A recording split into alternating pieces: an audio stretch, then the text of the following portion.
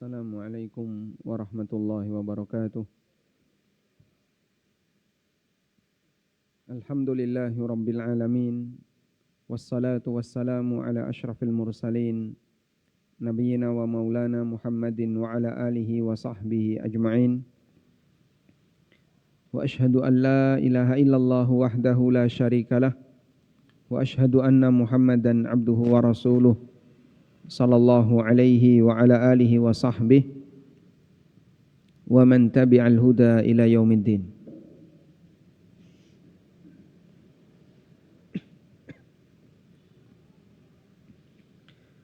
Alhamdulillah, puji syukur kita haturkan kehadirat Allah.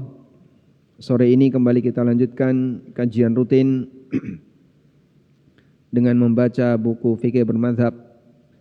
Dan insyaallah kita masih membahas tentang beberapa catatan seputar masalah ijtihad. Kalau di judul yang akan kita pelajari adalah ijtihad jama'i. Tapi ada satu judul sebelumnya, catatan ke-8 tentang berubah ijtihad. Nampaknya cukup penting untuk kita baca sekilas dulu. Baru setelah itu kita akan memasuki pembahasan tentang ijtihad jama'i. Jadi ijtihad jama'i ini banyak sekali terjadi di lingkungan kita. Contohnya apa Pak? Majelis Tarjih Muhammadiyah, Bahthul Masail di Nahdlatul Ulama. Kemudian ada beberapa perhimpunan Dewan Fatwa seperti Dewan Fatwa Perhimpunan Al-Irsyad. Kemudian juga Majelis Ulama Indonesia, DSN, Dewan Syariah Nasional MUI, juga ijtihad jama'i kelas internasional seperti Majma' Fikih Islami, baik yang di bawah Rabitah Alam Islamiyah maupun yang berada di bawah OKI. Itu kumpulan beberapa ulama-ulama yang mereka berijtihad bersama-sama untuk menyelesaikan beberapa kasus dan pertanyaan yang muncul dari masyarakat. Tapi sebelum kita bahas itu, terlebih dahulu kita akan baca berubah ijtihad di halaman 220. Silakan.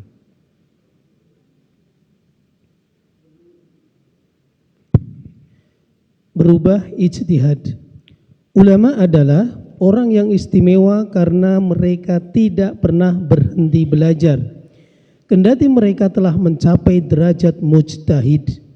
Bagi para ulama, orang yang bodoh yang sebenarnya adalah siapapun yang merasa dirinya telah berilmu dan dia berhenti belajar. Abdullah bin Mubarak mengatakan, la yazalul mar'u 'aliman ma talaba al-'ilma fa idza dhanna annahu qad 'alam faqad jahila. Qad 'alima. Qad 'alim faqad jahila. Seseorang akan selalu menjadi orang yang berilmu selagi dia mau belajar ilmu. Jika dia merasa dirinya telah berilmu, berarti dia bodoh. Dalam dunia belajar ilmu agama, para ulama Ahlus Sunnah memiliki prinsip bahwa seorang pelajar tidak boleh kaku atau jumud. Sebagai konsekuensinya, mereka siap menerima perubahan sesuai tambahan ilmu yang mereka dapatkan. Berangkat dari prinsip ini, terjadinya perubahan pendapat adalah hal yang lumrah di tengah mereka, bukan karena pelin-pelan atau tidak memegang prinsip, tetapi perubahan pendapat itu sebagai konsekuensi belajar. Dr. Muhammad Mustafa Az-Zuhaili menyebutkan, yajuzu lil mujtahid, langsung terjemahannya. Seorang mujtahid boleh memiliki dua pendapat pada dua waktu yang berbeda.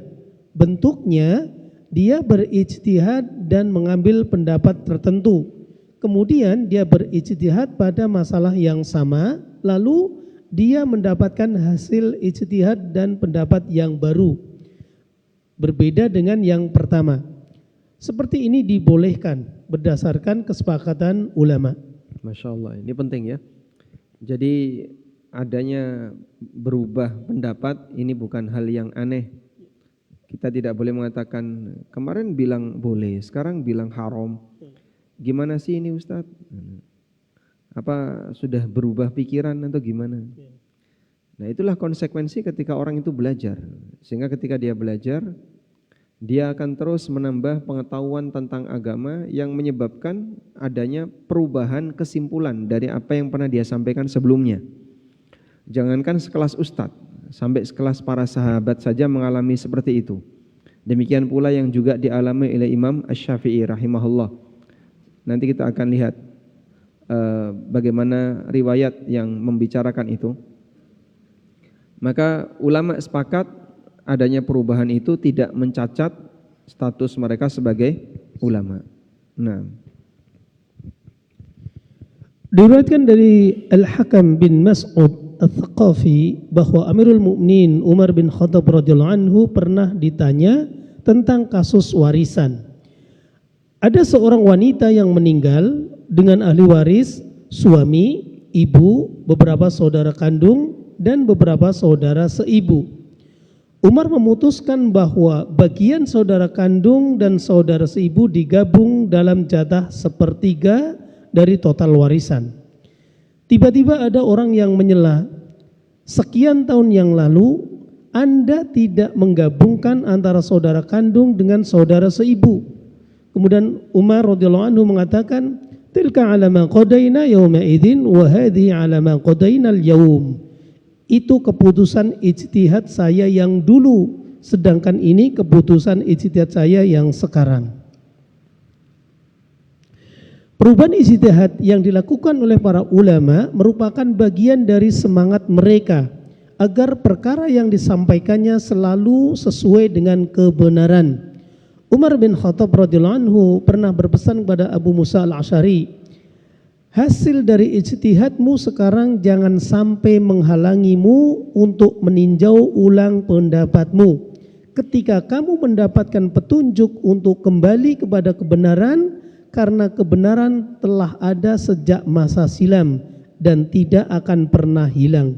Kembali kepada kebenaran lebih baik daripada tenggelam dalam kebatilan. Masya Allah, kalimat yang sangat indah. Muraja'atul haqqi khairun minat tamadi fil batil. Kembali kepada kebenaran itu lebih baik daripada tenggelam dalam kebatilan. Karena terkadang orang merasa malu. Dia sudah punya pendapat tertentu, lalu disuruh pindah ke pendapat yang lain. Wah, nanti muka saya ditaruh mana? Ya ditaruh di atas, nggak mungkin ditaruh di bawah. Cuman kan saya malu, saya sudah berpendapat ini sekian tahun, tiba-tiba harus berubah. Nanti saya dibilang A, dibilang B. Kembali kepada kebenaran lebih baik daripada tenggelam dalam kebatilan. Kalau emang kau tahu itu benar, kenapa tidak kau akui bahwasanya dulu kau salah? Justru itu akan menjadi sumber kehormatan bagimu ketika orang ini siap meninggalkan kebatilan dan beralih kepada kebenaran. Baik, kaitannya dengan ini, ada salah satu teman saya dulu ya, yang dia benci sekali dengan seorang ulama ahli hadis, Syekh Albani. Jadi saya kira nanti semua yang menyudutkan Syekh Albani nanti akan berhadapan dengan beliau di yaumil qiyamah. Terus dia bilang gini, ada satu buku yang mengumpulkan Syekh Albani itu tidak konsisten.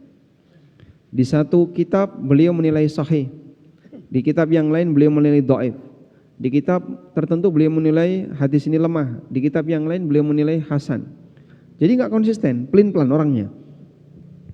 Akhirnya nggak jelas mana yang harus dipakai. Apakah kitab yang menilai hasan ataukah kitab yang menilai sahih atau bagaimana? Justru adanya perbedaan-perbedaan dalam penilaian terkait masalah hadis. Dan ini kan fan beliau, kepakaran beliau dalam bidang hadis, sehingga yang dilihat oleh masyarakat dari sisi situ.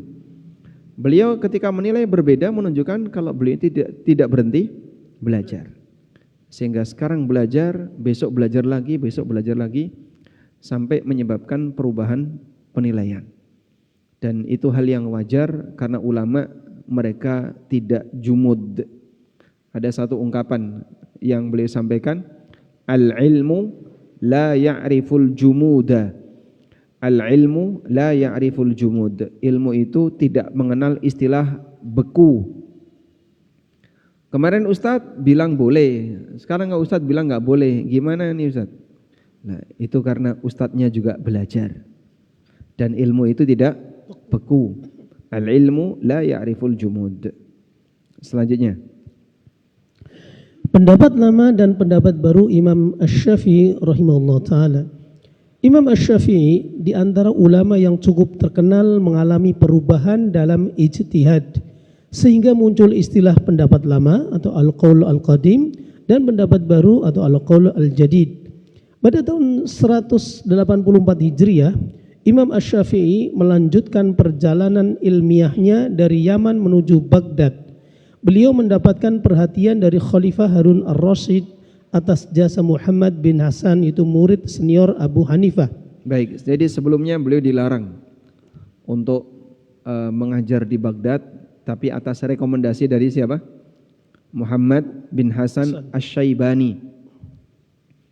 Nah, Muhammad bin Hasan Asy-Syaibani ini sudah terkenal ulama kibar di masa itu, sehingga dikenal oleh kerajaan Daulah Abbasiyah. Maka atas rekomendasi dari Muhammad bin Hasan, Imam Asy-Syafi'i punya posisi di Baghdad. Selanjutnya. Di Baghdad, beliau banyak berguru kepada Muhammad bin Hasan. Beliau dianggap sebagai guru kedua setelah Imam Malik.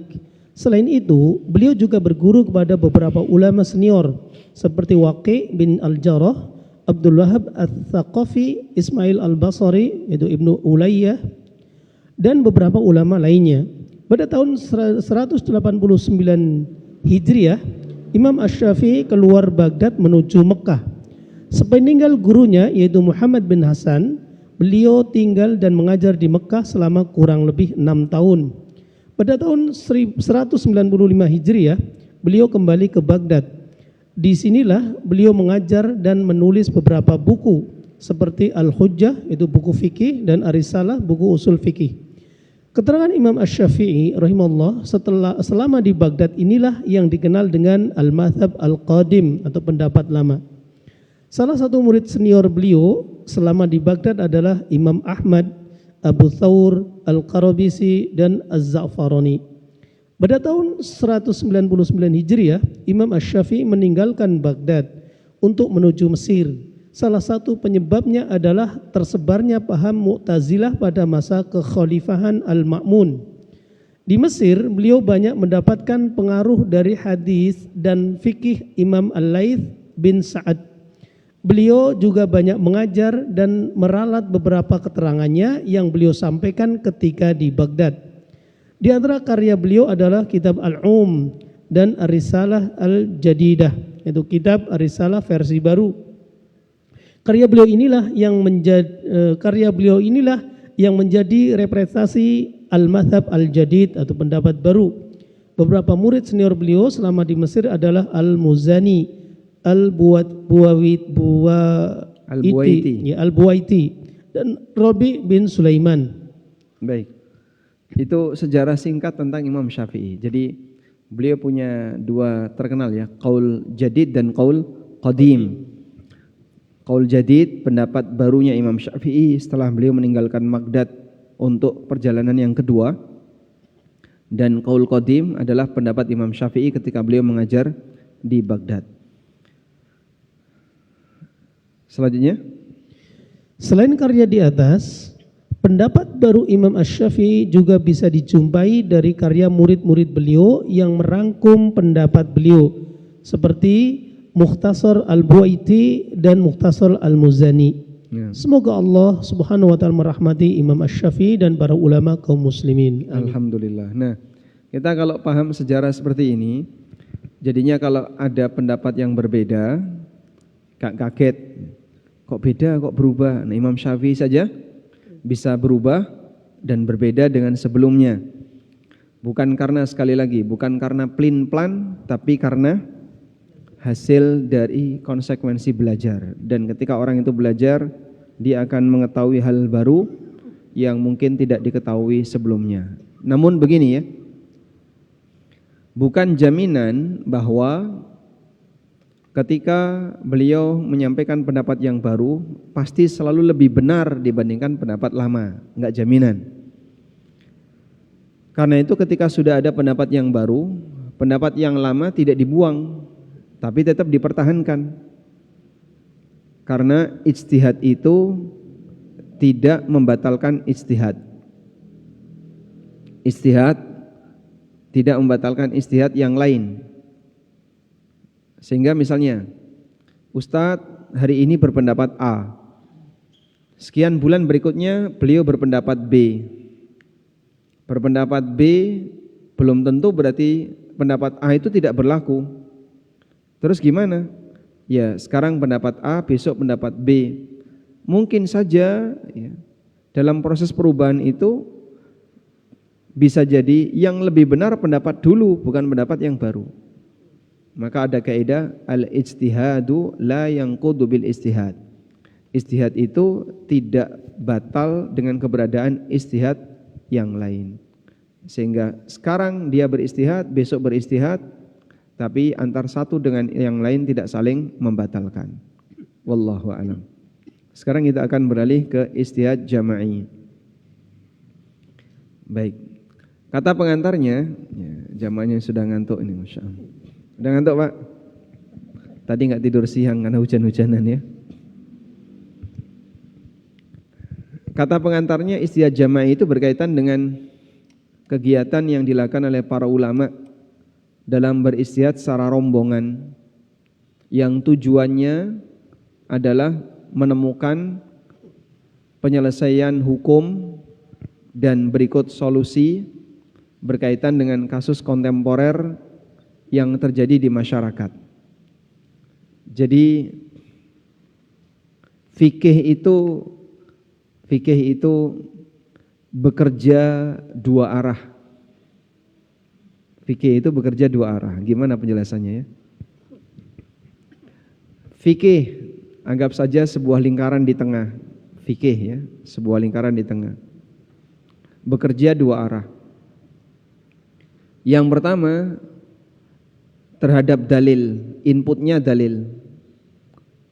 Ada dalil yang masuk. Ketika dalil itu diolah oleh para ahli fikih, maka nanti akan menghasilkan keterangan-keterangan hukum. Ayat seperti ini menghasilkan keterangan hukum A. Ayat seperti ini menghasilkan keterangan hukum B dan seterusnya. Nah, perwujudan keterangan-keterangan hukum itu adalah hasil ijtihad para ulama terhadap dalil-dalil dalam Al-Quran maupun hadis. Input fikih yang kedua, tahu input Pak ya? Apa? Bahan baku. Bahan baku fikih yang kedua adalah kasus di masyarakat. Ada kasus, berbagai macam kasus. Maka fikih ini nanti akan mengolah kasus itu untuk didekatkan kepada dalil sehingga bisa dijawab hukumnya. Bisa dijawab hukumnya.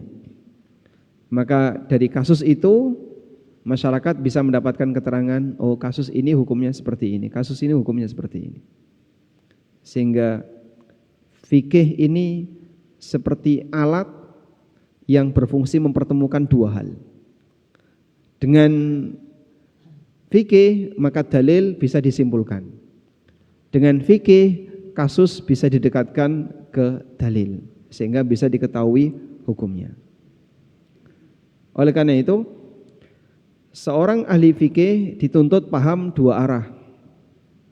Paham dalil untuk bisa dicarikan kesimpulan hukum. Yang kedua, paham kasus untuk bisa didekatkan ke hukum. Maka belajar fikih juga ada dua metode. Ada belajar fikih melalui dalil. Dari dalil yang dibaca kemudian disimpulkan hukumnya. Dan itu belajar fikih posisi pemula ideal. Pemula ideal itu ya ketika belajar fikih jalur utamanya itu. Seperti kita belajar kitab Bulughul Maram.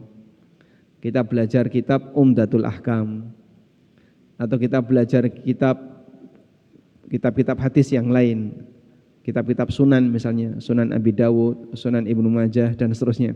Itu dari jalur dalil lalu disimpulkan hukum fikih. Kemudian belajar yang kedua adalah memahami kasus. Memahami kasus, dia mendapatkan informasi di lapangan, data yang ada di lapangan. Lalu dari dalil yang sudah ada, kasus ini didekatkan melalui proses ijtihad dari masing-masing ulama. Nah, ini belajar fikih kelas lanjut. Maka untuk yang kedua ini belajar fikih yang dilakukan oleh para ulama mujtahid.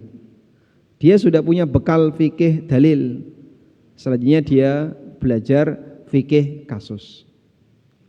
Fikih kasus lebih rumit daripada fikih dalil. Karena fikih kasus nanti harus memahami kondisi real di lapangan, semua faktor yang mempengaruhinya, kondisi lingkungan dan seterusnya. Kemudian juga dia harus mengetahui apa hubungan kasus ini dengan kesimpulan hukum fikih yang sudah ada, dan bagaimana cara untuk didekatkan kepada dalil-dalil tadi, sehingga butuh lebih panjang prosesnya. Nah, untuk yang kedua ini biasanya dilakukan berjamaah karena lebih rumit, sehingga perlu dilakukan berjamaah. Misalnya ada orang bertanya, apa hukum menabung di bank? Menabung di bank itu kan kasus ya. Sedangkan fikih dalilnya bicara tentang apa? Fikih dalil ya berbicara tentang transaksi utang itu apa, transaksi riba itu apa, itu fikih dalil. Tapi menabung di bank kasus. Nah, ini nanti akan didekatkan kepada fikih-fikih dalil yang sudah dimiliki. Oleh karena itulah kami sangat sarankan bagi Bapak Ibu sekalian, kalau mau belajar fikih, kalau bisa belajar menyeluruh dari mulai bab toharoh sampai bab yang paling akhir, sehingga kita punya semuanya. Kalau bisa ya. Kalau kesulitan ya cukup di bagian awal-awal, bab toharoh, bab sholat, zakat dan seterusnya. Lalu nanti berkaitan dengan kasus, nah ini bahan diskusi dengan ustadz. Ada kasus seperti ini. Itu sambil Bapak berlatih. Saya sudah punya modal ini ada kasus seperti ini. Jadi mensinkronkan modal yang sudah ada dengan kasus tadi. Dah? Lalu belajar fikih dalil itu yang paling bagus berdasar dalil. Itu yang paling bagus. Sebab pondasi dalil ini ternyata lebih melekat. Meskipun ada juga orang yang menggunakan metode fikih madhab berdasarkan kesimpulan-kesimpulan teks madhab, tapi ada yang menggunakan metode langsung ke dalilnya. Nah, diantaranya misalnya membaca Bulughul Maram pakai syarah para ulama, sehingga dari situ nanti kita jadi tahu dasarnya. Kenapa ngentut itu batal wudu? Tahu dalilnya ya. Ya, tapi gak ngerti dalil, aku ngerti Pak. Ya memang kamu bisa tahu, cuman ketika tahu dalil ada dasarnya. Beramal punya landasan ilmiah, punya dasar, itu akan memberikan pengaruh lebih kuat daripada ketika orang beramal dan dia tidak punya landasan ilmiah. Bisa dipahami ya? Baik. Sehingga saya sarankan ini, kalau bisa di masing-masing rumah Bapak Ibu, di masing-masing rumah, satu rumah harus punya buku ini. Judulnya Al-Wajiz fi Fiqih Sunnah wal Kitabil Aziz. Bahasa Indonesia. Al-Wajiz Fiqih Sunnah dan Kitabul Aziz. Karya Dr. Abdul Azim Badawi. Dr. Abdul Azim Badawi. Buku ini bahasan fikihnya berdasar dalil, sehingga sangat mudah bagi siapapun yang mau belajar fikih dalil menggunakan sistematika Al-Wajiz dan penjelasan yang disampaikan dalam kitab Al-Wajiz. Udah? Atau bisa juga menggunakan buku Sahih Fikih Sunnah. Sahih Fikih Sunnah. Dan sudah diterjemahkan. Kalau Sahih Fikih Sunnah lebih tebal, 4 jilid. 4 jilid atau 5 jilid ya versi terjemahannya. 4 jilid. Dan Sahih Fikih Sunnah karya Abu Malik Salim ini menyebutkan ikhtilaf ulama. Ada beberapa perbedaan pendapat. Baik. Sekarang kita akan baca Ijtihad Jama'i. Fadhal. Ijtihad Jama'i. Ada banyak sekali kasus yang terjadi di masyarakat, bahkan selalu berkembang. Hampir semua kasus itu membutuhkan penjelasan syariat mengenai praktek yang terjadi di dalamnya, agar setiap muslim yang terlibat dalam kasus itu tidak terjebak dalam larangan syariat. Dari sinilah muncul banyak masalah yang membutuhkan jawaban dari para ahli ilmu. Anda bisa bayangkan, andaikan sekian banyak masalah itu dilimpahkan ke satu ulama atau semua kasus di Indonesia diserahkan ke salah satu ustadz, tentu ada banyak kasus yang tidak bisa ditangani karena keterbatasan ijtihad jika dilakukan oleh satu orang saja. Ya, bisa dipahami Pak kira-kira Pak? Masalah itu banyak atau sedikit Pak? Banyak sekali. Banyak sekali. Banyak sekali kalau pakai bahasa Jawa Timur ya. Nah, dari sekian banyak masalah itu Pak, yang terjawab berapa Pak? Masih banyak yang belum ya Mas. Karena enggak ngerti jawabannya apa, orang juga enggak tahu gimana cara jawabnya. Itu bukti bahasanya kita kekurangan orang yang paham fikih yang bisa menjawab kasus-kasus itu.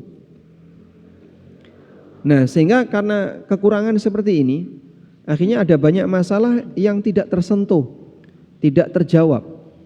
Ketika masalah itu tidak tersentuh dan tidak terjawab, ya hanya mengalir di masyarakat sebagai masalah tanpa ada jawaban. Maka tidak ada istilah kalau kita belajar misalnya mendidik anak kita, kamu mondok belajar agama, engkau nyambut gawe apa ya? Belajar agama. Wis ra usah bingung golek gawean. Banyak masalah kau selesaikan itu. Ya engkau golek duit tekan ndi ya? Masya Allah. Karena sekarang trennya anak pondok itu pengen masuk ke jurusan ilmu umum. Pengen ke jurusan teknik, pengen ke jurusan pertambangan, pengen ke jurusan, karena dia melihat nek nyambut gawe di tambang enak, nyambut gawe di teknik enak, dokter enak. Dia lihat yang sudah sukses, nggak lihat proses. Dan kita kasih motivasi. Ustadz itu sangat dibutuhkan kalau emang mau serius. Jadi serius itu ya belajarnya jangan nanggung, pokoknya sampai kira-kira detail bisa ngerti. Fokus di salah satu titik saja. Misalnya bab waris, dia menguasai. Betapa banyak kasus warisan di negeri ini yang belum tersentuh dan belum terjawab. Ya, saya boleh cerita sedikit ya? Udah pernah tahu ceritanya belum? Belum. Yang benar? belum cerita ya. Jadi kita pernah mencoba, saking banyaknya pertanyaan yang masuk ke kami, akhirnya ini nggak bisa teratasi atau tidak bisa tersentuh kalau tidak ditertibkan. Coba kita tertibkan. Cara menertibkannya adalah berbayar. Siapa yang mau konsultasi bayar. Bapak, waktu itu kita tetapkan kalau nggak salah kita membuka ANB Consulting, Pak. Itu per 1 jam atau setengah jam ya waktu itu, 1 jam. Oh enggak sampai 1 jam, setengah jam. Per setengah jam 500.000. Yang antri ratusan. yang antri ratusan. Jadi kalau misalnya duduk aja dapat konsultasi itu sehari bisa 10 orang tuh 5 juta per hari. Dipotong administrasi, ada bagian yang ngurusi administrasi. Itu yang antri ratusan. Saking banyaknya tak tutup. Udah nggak sanggup kami, terlalu banyak. Dan itu padahal kita layani di sela-sela waktu, pas tidak ada kajian kita layani konsultasi. Jadi hanya yang mau serius konsultasi dia mau daftar. Itu ratusan. Waktu pandemi sehari kadang dapat 3 orang, sehari dapat 4 orang. Tapi terlalu banyak. Sampai saya merasa sudahlah, daripada nanti mereka di PHP berharap bisa dilayani, tapi ternyata saya sendiri juga nggak sanggup. Akhirnya terpaksa tutup. ANB Consulting tutup untuk wallahu alam. Sampai kapan? Karena kemarin kita buka 2 konsultan, tapi boleh milih siapa yang mau dijadikan sebagai konsultannya. Nah, akhirnya antrian di tempat saya cukup banyak, saya nggak sanggup, ditutup saja. Dan proyek uji coba ini membuktikan bahwasanya andaikan seperti ini ada banyak teman-teman yang bisa membantu, kami senang. Sehingga banyak kasus di masyarakat bisa terselesaikan, terjawab. Ya, bukan dalam rangka masalah perhitungan dari sisi keuntungan, bukan. Tapi banyak sekali orang yang sebenarnya butuh pencerahan berkaitan dengan hukum untuk kasus yang mereka hadapi. Mereka ingin tahu hukum A, mereka ingin tahu hukum B, hukum C. Sehingga nggak ada ceritanya kok ketika mondok belajar serius atau belajar agama madesu, masa depan suram, itu tidak ada. Banyak kerjaan insya Allah kalau dia mau serius. Baik, selanjutnya. Dengan pertimbangan ini, para ulama termasuk juga para asatidzah bergabung dalam berbagai lembaga penelitian fikih dan lembaga fatwa. Mereka membahas aneka masalah yang terjadi di masyarakat secara bersama-sama, sehingga bisa saling melengkapi, saling memberi masukan dan saling mendukung. Itulah bentuk ijtihad jama'i, yaitu ijtihad yang dilakukan oleh sekelompok ulama atau sekelompok ahli ilmu dalam rangka membahas permasalahan yang berkembang di tengah masyarakat. Ijtihad jama'i dipuji oleh Allah Subhanahu wa taala sebagai bagian wujud mukmin yang ideal yang Allah sebutkan di surat Asy-Syura. Salah satu aktivitas mereka adalah bermusyawarah untuk menyelesaikan permasalahan yang berkembang di tengah masyarakat. Allah Subhanahu wa taala berfirman, "Walladzina istajabu lirabbihim aqamus salata wa amruhum syura bainahum." Dan bagi orang-orang yang menerima atau mematuhi seruan Rabb mereka dan mendirikan salat, sedang urusan mereka diputuskan dengan musyawarah di antara mereka. Quran Asy-Syura ayat ke-38. Allah juga memerintahkan nabinya sallallahu alaihi wasallam untuk melakukan musyawarah dengan para sahabat. Allah berfirman, "Fa'fu anhum wastaghfir lahum wasyawirhum fil amr." Oleh karena itu, maafkanlah mereka, mohonkanlah ampun bagi mereka dan bermusyawarahlah dengan mereka dalam urusan itu. Surat Ali Imran ayat 159.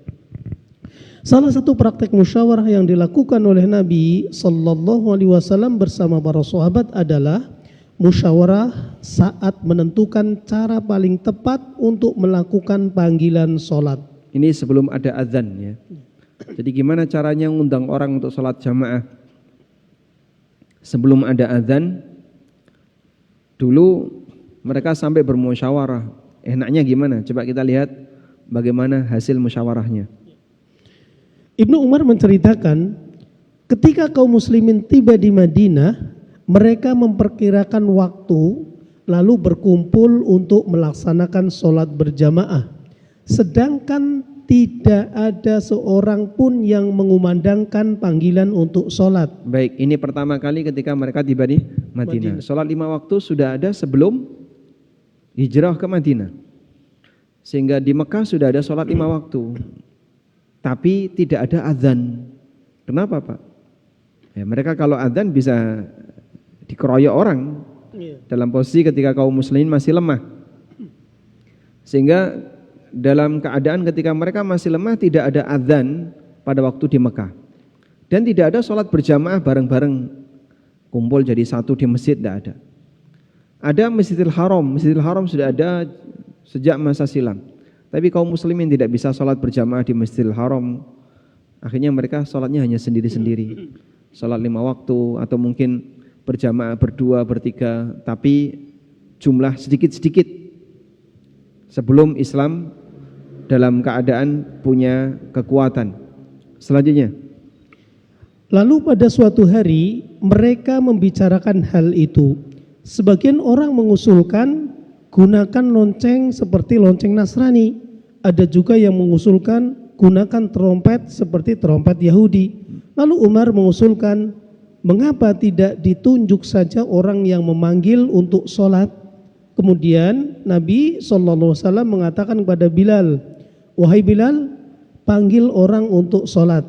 Hadis riwayat Bukhari Muslim. Baik, kebayang nggak kalau usulan-usulan tadi diterima? Pakai lonceng, beduknya bunyi, Pak. Duk. Ini dulu pernah diusulkan, Pak. Alat-alat seperti ini pernah. Jadi dulu mereka ngusulnya pakai alat. Tapi kan nggak ada beduk, Pak. Ya memang nggak ada beduk. Tapi dulu panggilan sholat itu dulu diusulkan pakai alat. Ada yang pakai lonceng, ada yang pakai trompet. Mungkin kalau zaman sekarang yang usul pakai sirine, sehingga ketika sirine bunyi, kayak kalau di sini kan buka puasa itu ya, bunyi apa? Sirine. Begitu sirine bunyi, lebih dipercaya daripada adzan masjid. Kalau pas maghrib. Dan itu hanya ada di DIY. Saya juga nggak tahu, di Lamongan nggak ada ya, sirine. Begitu sirinenya bunyi, oh sudah maghrib, buka puasa. Jadi dulu mereka usul pakai alat untuk memanggil orang sholat. Tapi itu semuanya nggak ada yang diterima. Makanya panggilan sholat ini atas bimbingan Allah Subhanahu wa taala tidak pakai alat. Sehingga Nabi SAW tidak menyetujui aneka usulan-usulan itu. Andaikan itu ada, mungkin ada yang pakai trompet, ada yang pakai lonceng, mungkin ada juga yang pakai beduk. Sehingga beduk ini agama atau budaya? Budaya. Tapi dimasukkan ke dalam agama.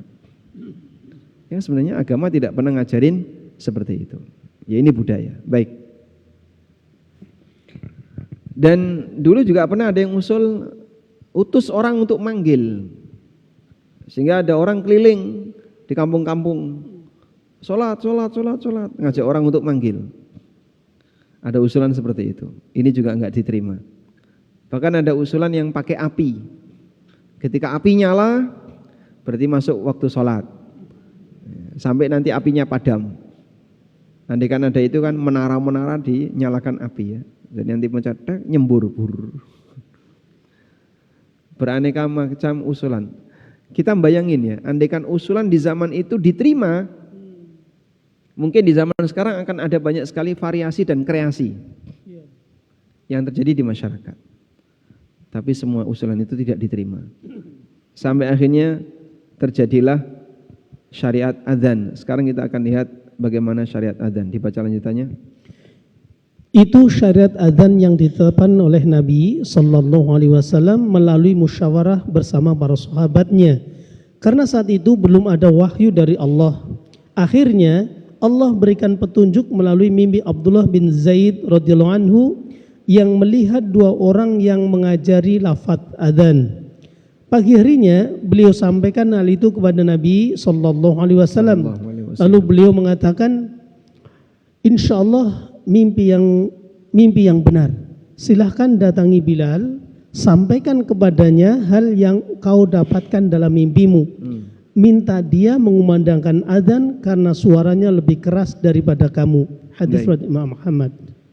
Yang bermimpi diajari adzan ini siapa?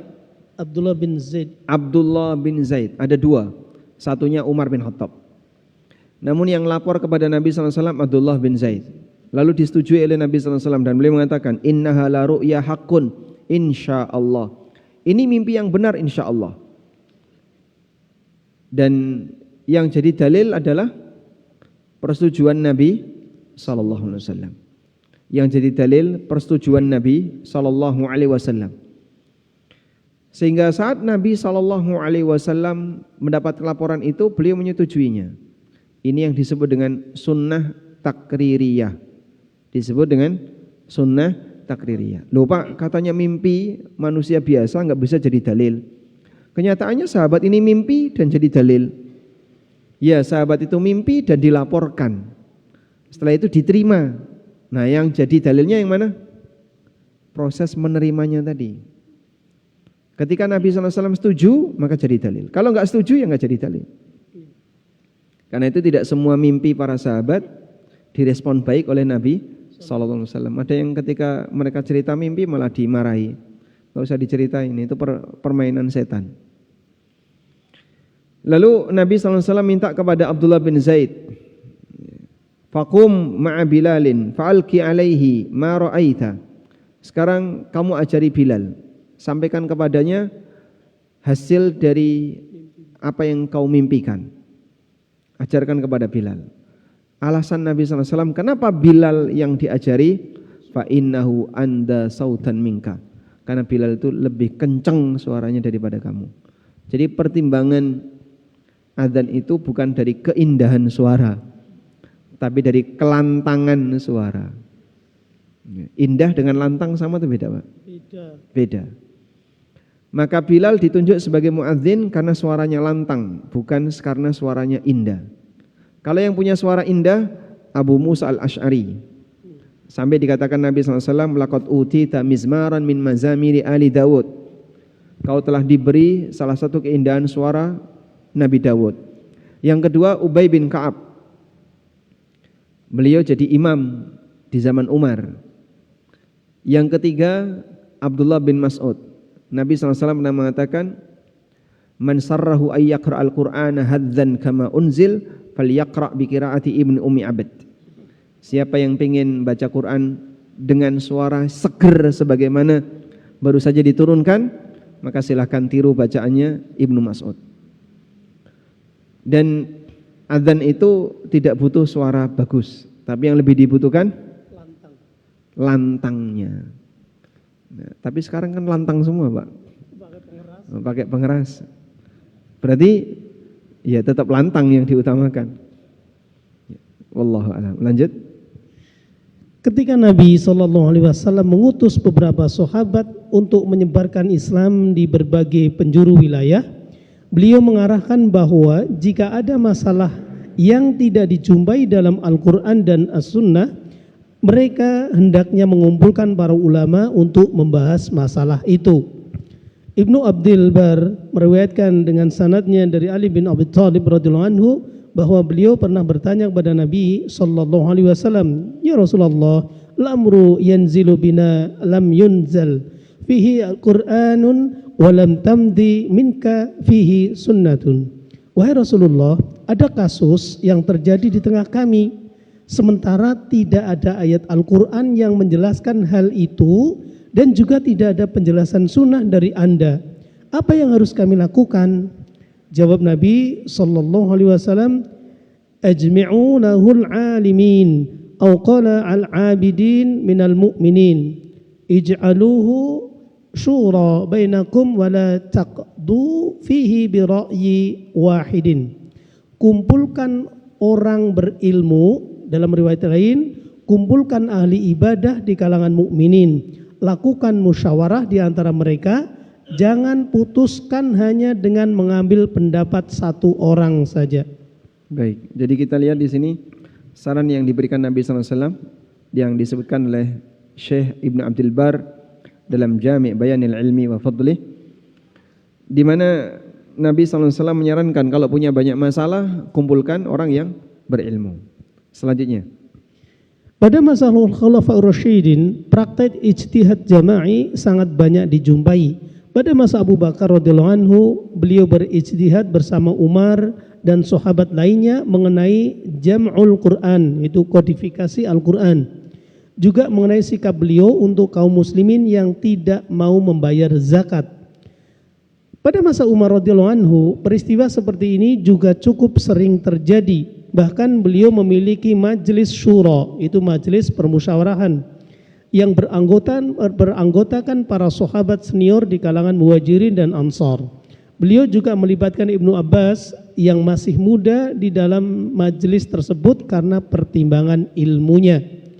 Pada masa Utsman radhiyallahu anhu, para sahabat melakukan ijtihad jama'i untuk memutuskan penyatuan Al-Quran ke dalam satu bahasa. Beliau menyita Al-Quran lainnya yang dimiliki para sahabat agar tidak terjadi potensi sengketa di kalangan kaum muslimin. nah, alhamdulillah. Jadi sebenarnya praktek ijtihad jama'i sudah ma'ruf bahkan di zaman Nabi SAW, sehingga beliau diperintahkan oleh Allah, wasyawirhum fil amri, ajak mereka untuk bermusyawarah. Demikian pula para sahabat. Jika orang-orang yang demikian hebat dalam masalah ilmu, mereka berkumpul untuk menyelesaikan kasus dan membahas kasus di masyarakat, bagaimana lagi dengan orang-orang yang terbatas kemampuannya di masa sekarang. Karena itu ijtihad jama'i fardu kifayah. Kita lihat lanjutannya. Ijtihad jama'i hukumnya fardu kifayah. Coba kita baca. Ijtihad jama'i itu fardu kifayah. Menurut sebagian ulama, ketika ada sebuah masalah di masyarakat yang membutuhkan penjelasan syar'i, sementara mereka tidak bisa melakukan itu selain dengan cara berjamaah, maka menjadi suatu keharusan bagi mereka untuk bersama-sama berijtihad. Al-Alamah Ibnu Ashur rahimahullah ta'ala menyebutkan, fal ijtihadu fardu kifayatin ala al-ummati bimiqdari hajatil aqtariha wa ahwaliha, wa qad asmatil ummah bitafriq fihi mal istita'ati wa muqnati al-asbabi wal ayat. Ijtihad merupakan fardu kifayah bagi umat sesuai tuntutan kebutuhan dan kondisi mereka. Umat ini akan berdosa jika mereka tidak mempedulikan hal itu, sementara mereka mampu dan memungkinkan dari sisi media, sebab, dan alat. Nah, jadi beliau menegaskan, kata Ibnu Ashur, ini ulama Maghrib, beliau menegaskan waqad athimatil ummatu bitafrid, umat akan athima, berdosa kalau tidak melakukan ijtihad jama'i, dalam arti membiarkan masalah itu berlalu tanpa jawaban sehingga umat jadi kebingungan karena tidak punya jawaban sama sekali. Ma'al istita'ah, padahal ada kemampuan, wa makanatil asbab, dan ada kemampuan dalam mencari sebab. Kau bisa kalau kau mempelajarinya, tapi kau enggak mau, maka dia berdosa. Saya pernah gitu ya, ada orang tanya lewat WA, panjang sekali pertanyaannya. Terus saya bilang, saya enggak ngerti kayak gini, saya enggak bisa. Kamu itu bisa harusnya. Dia balas, kamu itu harusnya bisa. Ya saya mohon maaf, saya enggak ngerti ini maksudnya apa, saya enggak bisa. Harusnya kamu bisa. Jadi beliau maksa, pokoknya harus dijawab. Wah, kalau saya maksa jawab, ya nanti saya malah berdosa. Kalau enggak tahu bilang enggak tahu. Tapi dia maksa, pokoknya kamu harusnya bisa, harusnya kamu bisa. Nah, yang dimaksud punya kemampuan di sini, ada kemampuan itu, tapi karena tidak dikumpulkan, akhirnya jadinya enggak kelihatan.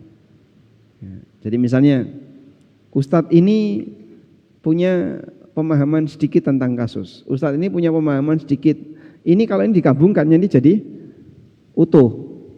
Cuman karena mereka nggak mau kumpul, jadinya ngambang. Maka dalam hal ini seharusnya saling melengkapi. Ibarat Pak ya, dalam dunia kedokteran ini dipraktekkan Pak. Ada satu kasus penyakit itu bisa ditangani oleh satu pasien ya, bisa ditangani oleh 5 atau 6 dokter. Misalnya, ini ada kaitannya dengan jantung, nyambungnya ke paru, nyambung lagi ke gigi, ke gigi. Apa hubungannya jantung ke gigi? Pokoknya nyambung lah. Nyambung lagi ke tenggorokan, nyambung lagi ke usus. Ya. Dokter jantung, spesialis paru, dokter gigi, THT, penyakit dalam, kumpul jadi satu. Pernah deh kayak gitu Jadi satu pasien dia dilayani oleh berapa? Banyak dokter. Nah, andaikan dalam satu kasus masyarakat dilayani oleh banyak ahli bidang ini, mungkin insya Allah bisa selesai. Nah, selanjutnya, Kemudian belum melanjutkan. Kita baca terjemahannya ya. Kewajiban minimal bagi ulama zaman ini adalah mulai mewujudkan tujuan ilmiah dengan berusaha membuat majelis penelitian ilmiah yang beranggotakan para ulama besar dari berbagai penjuru wilayah Islam, meskipun mereka berbeda mazhab. Ini di zaman beliau. Ibnu Ashur fotonya itu masih ada. Kalau coba saya artinya beliau hidup di zaman sudah ada foto, sudah ada kamera. Saya coba carikan tahun berapa Ibnu Ashur. Ibnu Ashur tahun 73 dari Tunisia, termasuk daerah Maghrib ya. Beliau meninggal di tahun 1973. Tahun 1973 meninggal. Jadi apakah ketika itu sudah ada istilah jama'i? Kita tidak tahu ya. Kalau dilihat dari beberapa majami' fiqhiyah, beberapa lembaga-lembaga fikih internasional, itu belakangan ya. Setelah zaman kemerdekaan rata-rata. Berarti kemungkinan ya saran yang boleh sampaikan ini perwujudannya adalah munculnya berbagai macam majami' fikih tadi. Nah, kita lanjutkan. Beberapa lembaga istihad jama'i. Ini penting. Sekarang sudah jam 5 ya. Nah, kita selesaikan insya Allah bisa. Lanjut. Ini tinggal baca saja ya. Baca beberapa lembaga istihad jama'i. Berbagai lembaga ijtihad jama'i. Pada masa sekarang ada banyak lembaga fikih internasional yang beranggotakan sejumlah ulama. Mereka berkumpul untuk membahas permasalahan kontemporer di masyarakat dan menertibkan fatwa untuk permasalahan umat. Berikut ini diantaranya: 1. Majma' al-Buhuth al-Islami atau lembaga penelitian Islam di bawah Universitas Al-Azhar Mesir. Resmi didirikan melalui Undang-Undang Nomor 103 Tahun 1381 Hijriah. Awal berdirinya beranggotakan 50 ulama yang dominan berasal dari Mesir dan diketuai oleh Syekhul Azhar. Muktamar pertama dilaksanakan di Mesir pada tahun 1383 Hijriah. Baik, 1383 itu berarti sekitar 60-an, tahun 1960-an. Nah, Syekhul Azhar ini terus berganti. Jadi Syekhul Azhar meninggal atau sudah purna, nanti digantikan Syekhul Azhar berikutnya. Maka kalau Bapak misalnya mendengar si A Syekhul Azhar, si B Syekhul Azhar. Karena Syekhul Azhar ini sekelompok ulama Azhar terpilih dan mereka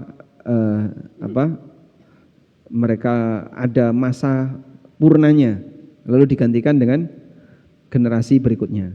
Selanjutnya. Yang kedua, Hay'ah Kibar Ulama Kerajaan Saudi Arabia.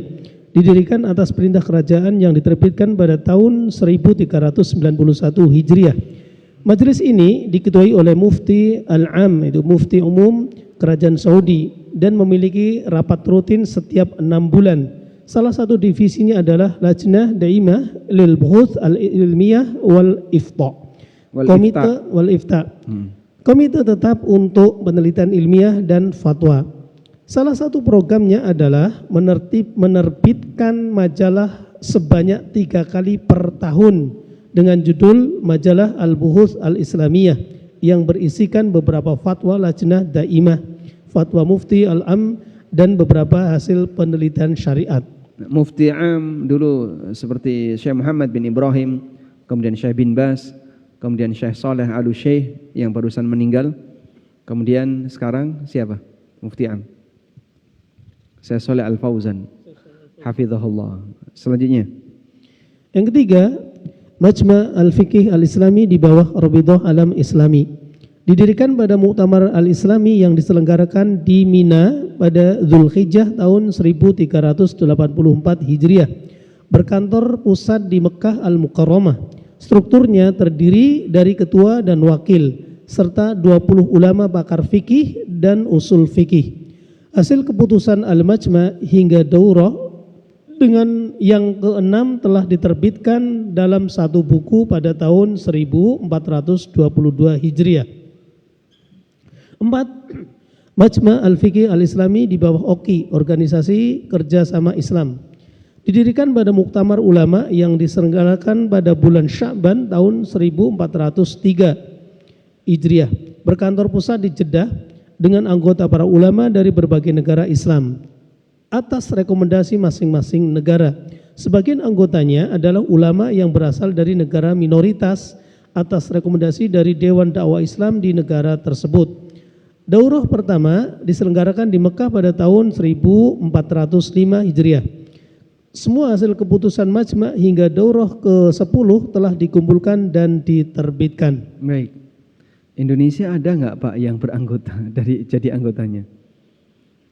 Wallahu alam, saya tidak tahu. Setahu saya sih tidak ada ya.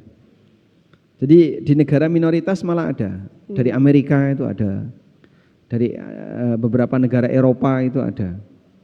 Tapi Indonesia nampaknya belum nemu. Majma' Fiqih Al-Islami di bawah OKI, kemudian salah satu ulama Indonesia menjadi anggotanya. Nah, sangat disayangkan begini ya. Dari beberapa daftar majma' yang tadi kita baca, cukup banyak beberapa keputusan dalam masalah fikih muamalah. Nah, terus, tapi ini sebenarnya off the record. Para asatidzah yang alumni Madinah, alumni Riyadh dan yang kanan kirinya banyak mengutip keputusan-keputusan fatwa-fatwa ini untuk dijadikan sebagai landasan dalam berfatwa dalam menyelesaikan kasus di masyarakat Indonesia. Maka Anda tanya ke Ustadz Irwandi atau siapa, nanti penjelasan beliau kadang mengutip dari keputusan Majma' Fikih Islami. Nah, ini pernah sebagian dari teman-teman ini pernah tanya ke MUI pusat. Kita menggunakan ini. Wallahu alam, ini jawaban mewakili personal ataukah sifatnya hanya jawaban kurang serius. Terus salah satu di antara mereka, anggota DSN, bilang, kami juga punya ulama sendiri. Sehingga kami tidak memakai seperti ini. Ya, walaupun saya kira kenyataannya tidak demikian. Karena sebenarnya banyak sekali pertimbangan dari fatwa DSN juga mempertimbangkan keterangan-keterangan para ulama kontemporer. Namun, ya, memang kalau kita terbuka, agama itu jangan dibatasi oleh wilayah. Sehingga saya Muslim, walaupun Islam saya tidak beraroma Nusantara. Sehingga boleh nggak saya mengambil referensi ulama yang bukan dari Indonesia? Ya sah-sah saja. Itu kan masalah keyakinan dan agama. Nah, selanjutnya. Yang kelima, Majma' Al-Fiqih Al-Islami India. Majelis ini didirikan tahun 1988 Masehi, bertujuan membahas aneka permasalahan kontemporer, beranggotakan para ulama pilihan yang jumlahnya lebih dari 600 ulama. Sebagian besar berasal dari India. Hasil keputusan majelis telah dikumpulkan dan diterbitkan dengan judul Qadaya Mu'assirah. Qadaya ya Mu'assirah, kasus-kasus kontemporer pada tahun 1420 Hijriah. Yang keenam, Rabithah Ulama Maghrib atau Maroko. Majelis yang membahas berbagai masalah kontemporer ini berkantor pusat di Rabat, itu ibu kota Maroko.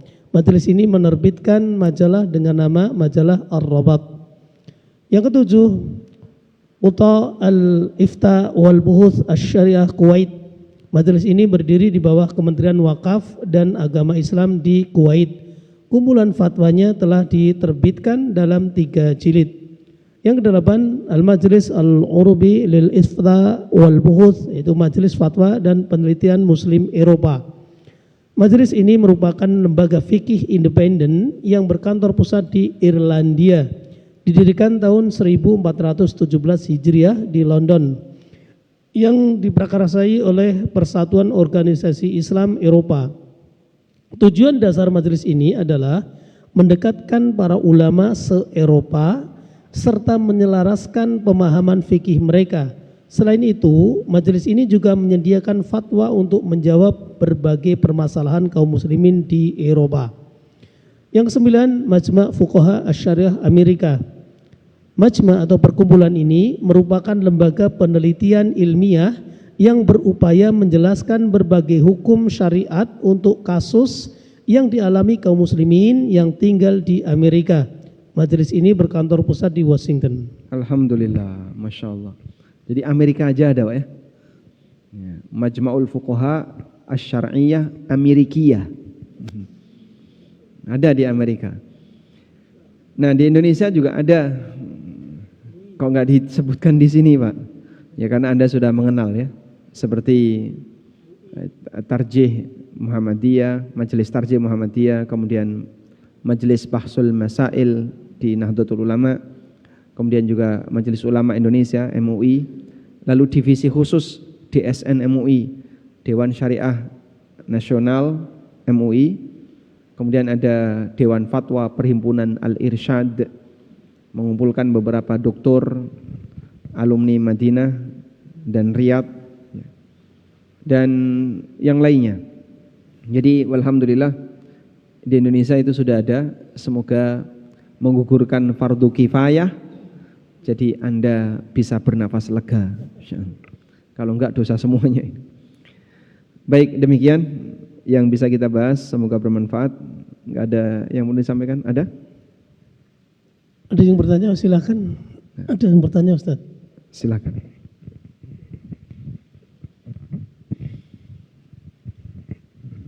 Terima kasih Ustaz atas waktunya. Mohon izin bertanya.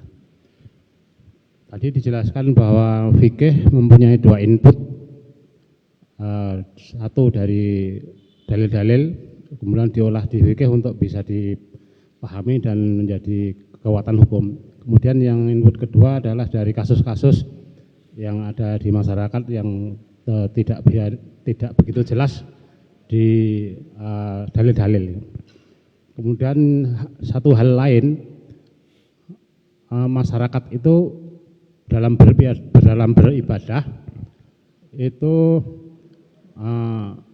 sebagiannya ada yang menunggu perintah, artinya ada perintah dulu baru beribadah, artinya ada dalil-dalil dulu yang memerintahkan baru mereka beribadah. Kemudian yang sekelompok masyarakat yang lain beribadah dulu menurut apa yang mereka sukai barangkali itu ya, kemudian baru mencari dalil-dalil. Nah, ini mohon penjelasannya Ustaz. Terima kasih. Ya. Ini mungkin tidak ada kaitannya dengan fikih, tapi melihat dari bagaimana gaya masyarakat dalam beramal. Ada masyarakat yang beramal, dia belajar dalil, lalu dari situ dia mendapatkan kesimpulan, barulah dia beramal.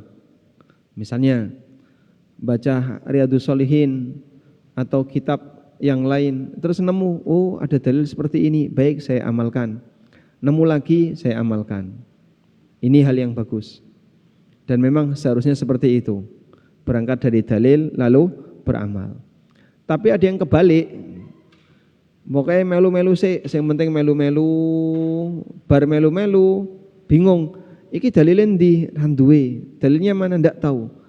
Akhirnya karena seperti manusia yang ndak punya pegangan, ya dia tenggelam. Orang kalau tenggelam, dia akan berusaha mencari pegangan walaupun berupa ranting. Ranting-ranting pun dipegangi. Akhirnya yang sebenarnya bukan dalil dijadikan dalil. Dalilnya makso. Dalilnya makso. Kok abe iki ana dalile ndi dalile. Pokoke kudu ana dalile. Itu kan memaksakan dalil untuk menyesuaikan dengan aktivitas dia. Bukan aktivitas dia disesuaikan dalil. Akhirnya dalilnya makso. Kadang saya sendiri melihat beberapa ceramah gaya seperti ini, ya ngelus dodo gitu. Kok tega wong sing ngomong kaya ngene. Andai kan dia punya rasa takut kepada Allah walaupun sepeser gitu, saya yakin dia nggak bakalan berani ngomong seperti itu. Ini kok tega ngomong. Ya boleh kalau saya buka ya. Nabi SAW itu sering menyebut-nyebut nama Khadijah. Ini dalil bolehnya haul orang yang sudah meninggal. Iki apa hubungannya? Kalau Nabi SAW sering menyebut nama Khadijah, hadisnya sahih riwayat Bukhari. Sampai membuat Aisyah itu cemburu. Tapi menyebut nama baik orang lain, apa hubungannya dengan peringatan kematian? Tidak ada hubungannya. Kalau itu peringatan kematian, seharusnya yang disebut Khadijah, Hamzah, Ruqayyah, Ummu Kulthum, Abdullah, Al-Qasim, terus siapa lagi? Nanti anak ini, Ibrahim. Tapi kenyataannya cuma Khadijah. Ya memang hanya Khal istrinya saja yang diperingati kok. Apakah itu memperingati Khal? Sehingga memaksakan dalil untuk mendukung perbuatannya yang jelas. Sudah, kalau memang nggak ada dalil, ya kami akui ini nggak ada dalil, selesai. Dan kembali kepada kebenaran lebih baik daripada tenggelam dalam kebatilan. Ya boleh disebut pembodohan terhadap masyarakat.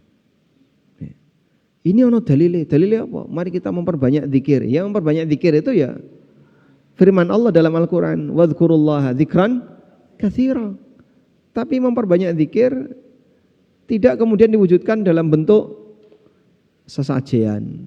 Sajen kan zikir-zikir dulu. Atau dalam bentuk acara sholawatan sambil joget-jogetan. Ini memperbanyak zikir. Masa kayak gini memperbanyak zikir? Dan kenyataannya justru mereka sebenarnya mau membela budaya, tapi makso agama. Ya. Karena itu sebenarnya yang berbicara seperti ini ya, dia akan punya tanggung jawab besar nantinya di akhirat ya, berkaitan dengan dia membawakan dalil tapi tidak pada tempatnya. Makanya ada dua yang perlu diperhatikan Pak ya. Validitas dalil dan kebenaran cara menyimpulkan dalil. Dua hal ini harus selalu sinkron. Oleh karena itu, untuk bisa mendapatkan bukti kebenaran cara menyimpulkan dalil, datangkan ulama yang paham dalil. Nah, ulama yang paham dalil ini seperti saksi ahli. Ini ada dalil, ini ada saksi ahli yang menjelaskan dalil. Wallahu a'lam. Baik, demikian yang bisa kita bahas, semoga bermanfaat. Allahumma anfa'na bima 'allamtana wa 'allimna ma yanfa'una warzuqna ilma. Wa sallallahu ala nabiyyina Muhammadin wa ala alihi wa sahbihi wa sallam. Wa akhiru da'wana alhamdulillahi rabbil alamin. Wassalamualaikum warahmatullahi wabarakatuh. Waalaikumsalam warahmatullahi wabarakatuh. Jazakallahu khairan pada Ustaz Ammi.